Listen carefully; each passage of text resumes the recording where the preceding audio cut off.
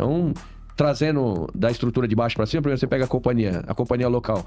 Você tem ali, pelo menos, 6 viaturas patrulhando e mais 4 de apoio, numa companhia, numa estrutura local. 6 viaturas patrulhando, mais 4 de apoio, 3 ou 4 de apoio. Aí você sobe para o batalhão, aí você multiplica por 4, ou seja, geralmente o batalhão tem 4, então você já multiplica por 4. Aí chega no batalhão, tem mais as viaturas de força tática, que aí dependendo do tamanho do pelotão de força tática, você vai ter ali no mínimo umas 4, 5 viaturas, pelo menos, patrulhando nesse batalhão.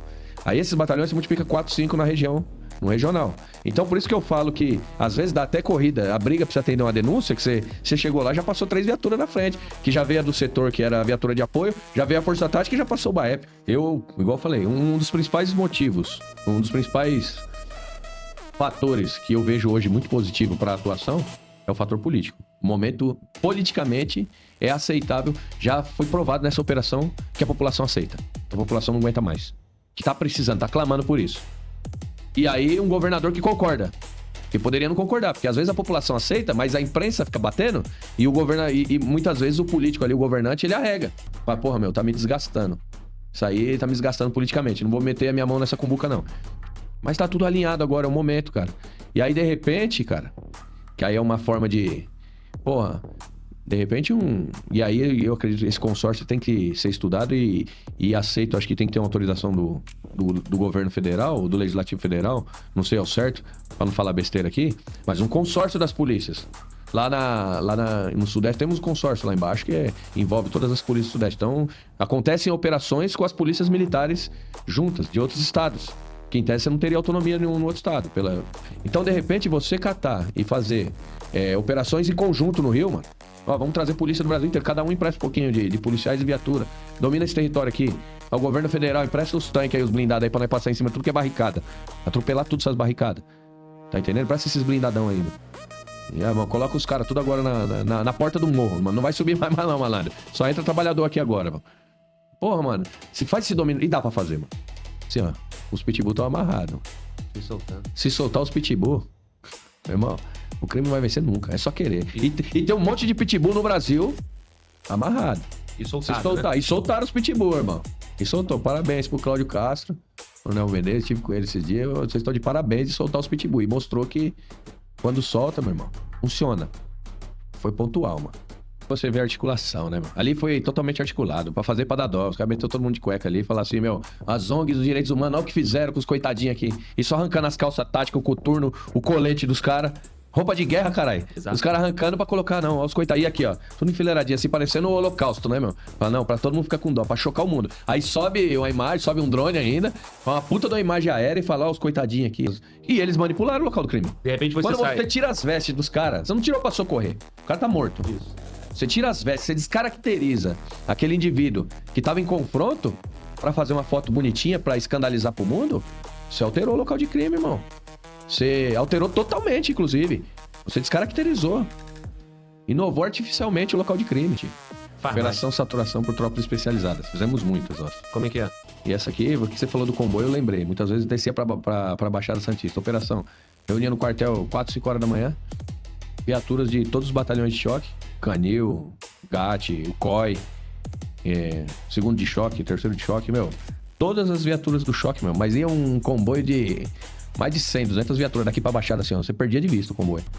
E, meu irmão, dominava o terreno. Todo o território.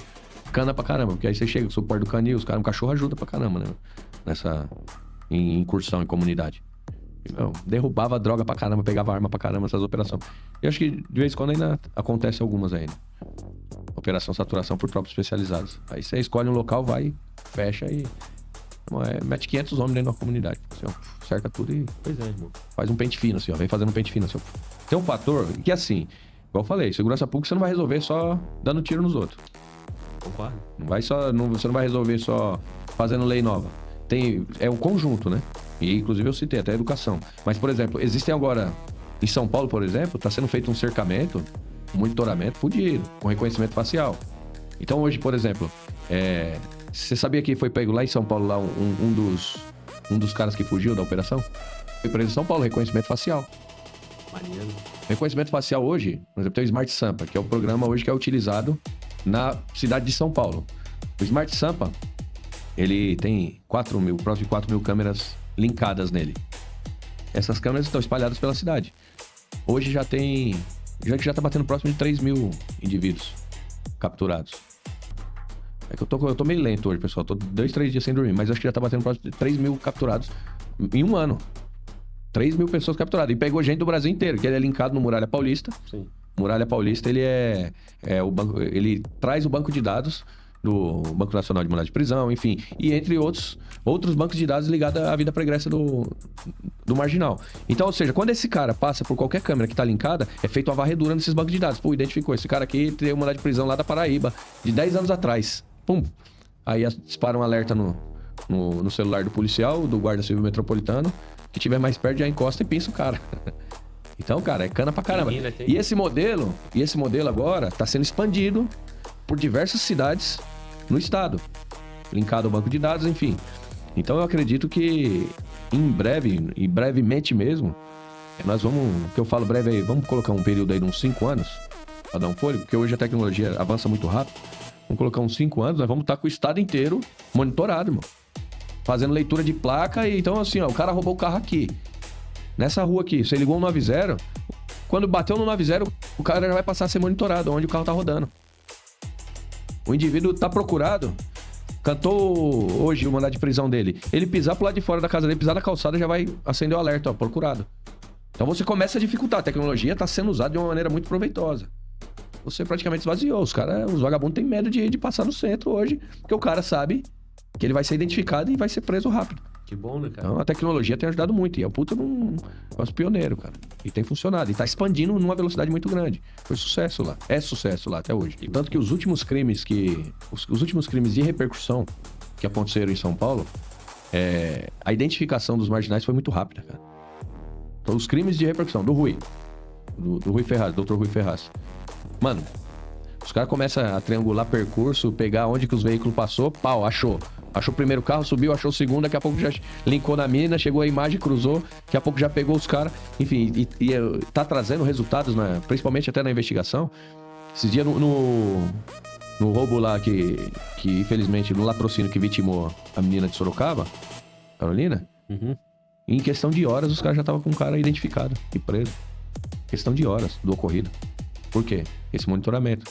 E assim, isso tá expandindo cada vez mais. Então, existe possibilidade hoje, falar da cidade de São Paulo, que é onde a gente atua e trabalha, e eu tenho maior propriedade para falar. Tá sendo feita uma expansão nesse Smart Sampa, cara, que eu acredito que muito em breve a gente vai conseguir linkar todo mundo que tiver uma câmera em casa, vai conseguir linkar. Você tem uma câmera na tua casa, na rua, você passa o IP dela, linka, e ela vai estar alimentando o sistema também.